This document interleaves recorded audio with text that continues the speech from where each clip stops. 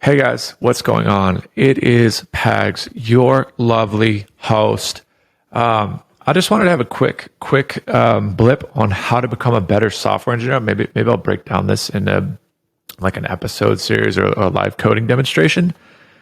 But I wanted to speak on a bit of my journey and do it in a short 5 to 10 minute blip. Hopefully. But the biggest thing of becoming a software engineer, get this idea out of your head that it's this like big intimidating feat of like, obviously it's a very, very intimidating space. And mind you, I do want to preface this. I'm not the most experienced software engineer. There is such a huge ecosystem that it is quite literally impossible to master all of it. But the biggest thing with mastering things, whether it is software engineering, whether it is accounting, whether it is music, whether it is any sort of endeavor in life, is a concept of pushing yourself, of challenging yourself to the next level.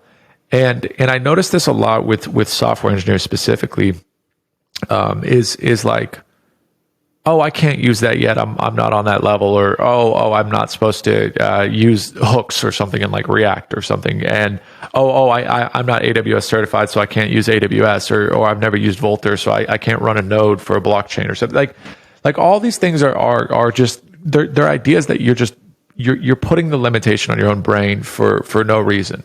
And I'm also saying it from experience because I noticed a change in my mentality when I worked for a capillary collection startup, and that's when I would say I significantly increased skill set because I was thrown in the middle of a capillary collection system, which is really, really competent. And I was around some of the best engineers I think in the state, so being thrown in a system like that, you have to learn. But the thing that I noticed across all of them, it was never, oh, we have to build this really convoluted system.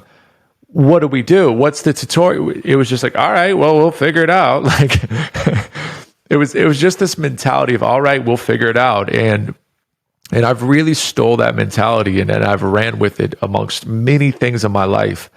And I think not fly by the ship type mentality. I don't think that's what it is, but it is this intentional understanding that you're exploring an unknown, and understanding you'll somehow piece it together. You'll find the breadcrumb trail of this thing that links with this thing, and then between those two things, you'll find a third thing that then leads you down the right direction of exactly what you need to figure out.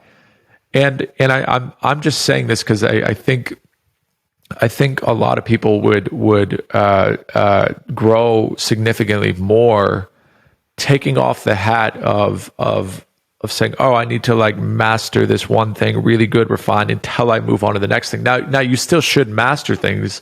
You still should robustly understand things before you move on to the next thing. But I'm advocating challenge yourself to always move on to the next thing where it is challenging yourself to ultimately be more robust because of the very challenge you're challenging yourself. And it's something that I noticed has accelerated me tremendously in many endeavors. So, for instance, I recently built a data scraper that quite literally scrapes like 95 of all existing websites today. And before I built it, I had no clue on how I was going to do it, how I was going to build this, I have no idea. I'm not a data guy. That's not my space. But then I just said, okay, I'll figure it out. And it subtly became, I'm not, again, like sitting here saying I'm king of the castle of data handling, but I came up with a product that is pretty powerful, that is pretty strong, that does its thing. Because it does more than scrape too. So it just in my mind, I've had this experience with myself so many times, whether it was with music, whether it was getting a degree in economics. Like I grew up almost a high school dropout, and then I get a degree in economics from the University of Colorado.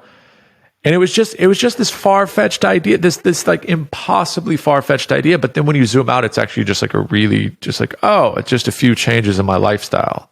And then, instead of like not focusing on academics, I just change one decision to focus on academics. And then all of a sudden you can get larger, seemingly impossible things. Likewise with music, when I sold out at shows, it was like, well, or got 100,000 plus streams. It was like, oh, here's this ginormous goal I can't even conceptualize. At the time, I remember even getting 10,000 streams was just nuts. And it's like, don't make it this big thing. Just make it this lifestyle change. You just adjust and pivot. And similar thing with software engineering. Don't make it this like, oh, learning React is this like huge ordeal that I'll never figure out. Just make an adjustment. Okay, I'm gonna push myself to learn JavaScript really competently, and then I'll wrestle with React every day for a month until I figure it out. And having that strong will to explore an unknown and just stick in the unknown, I think is literally the sponge process, the priming sponge process that takes place to all learning and all great growth. So, but I'll wrap it up here. I think that's a very appropriate place to wrap it up. I just wanted to offload that as something that I noticed specific to software engineering is challenge yourself to go in the unknown and build something beyond your current skill set and stick in it. It'll be super discouraging. It'll be hard. It's how do I do this? How do I build this? But just stick in it. Just stay there. Stay right in the uncomfort. Stay right in the unknown where you don't have a clue of how it works. You don't know how stuff works. And wake up the next day and do the same thing. I'll see you on the next one.